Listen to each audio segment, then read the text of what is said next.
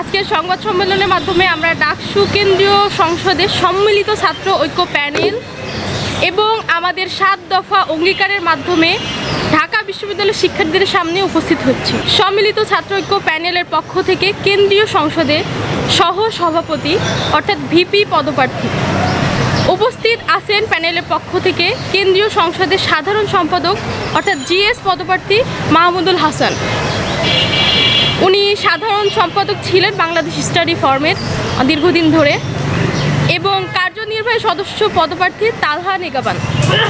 আগামী 26শে আগস্ট মনোনয়ন চূড়ান্ত করার পর আমরা পূর্ণাঙ্গ প্যানেল সবার সামনে উপস্থাপন করব আশা করি। DUCSU for reform together we can স্লোগানের সম্মিলিত ছাত্র ঐক্যের পক্ষ থেকে আমাদের 7 দফা অঙ্গীকার রয়েছে।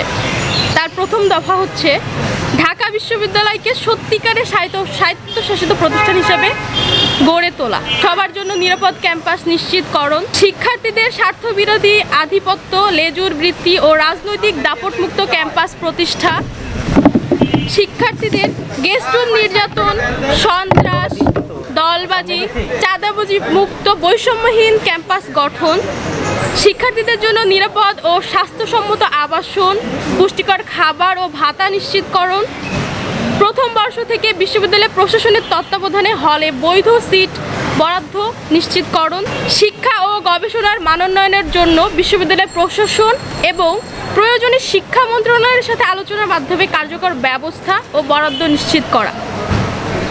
ঢাকা বিশ্ববিদ্যালয় সবসময় এদেশের মানুষের অধিকারের জন্য লড়াই করেছেন, স্বপ্ন দেখিয়েছেন।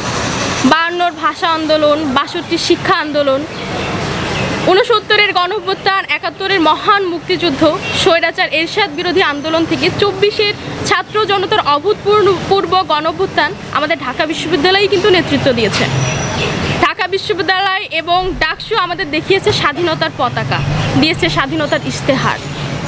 শোষণমুক্ত, মানবিক ও গণতান্ত্রিক বাংলাদেশ গড়ে তোলার যাত্রা আমরা শুরু করতে চাই সেই ঢাকা বিশ্ববিদ্যালয় থেকেই। সেই লক্ষ্যে ডাকসু 2025 এ সম্মিলিত ছাত্র ঐক্য বিশ্ববিদ্যালয়ের শিক্ষার্থী এবং সর্বোপরি দেশের জনগণের মুখপাত্র হয়ে সকল অনিয়ম নিপীড়নের বিরুদ্ধে লড়াই চালিয়ে যেতে চাই। আমরা বিশ্বাস করি ক্ষমতার হাতিয়ার নয়, ডাকসু হবে শিক্ষার্থীদের কণ্ঠস্বর, নতুন বাংলাদেশের সূতিকাগার। ধন্যবাদ সবাইকে।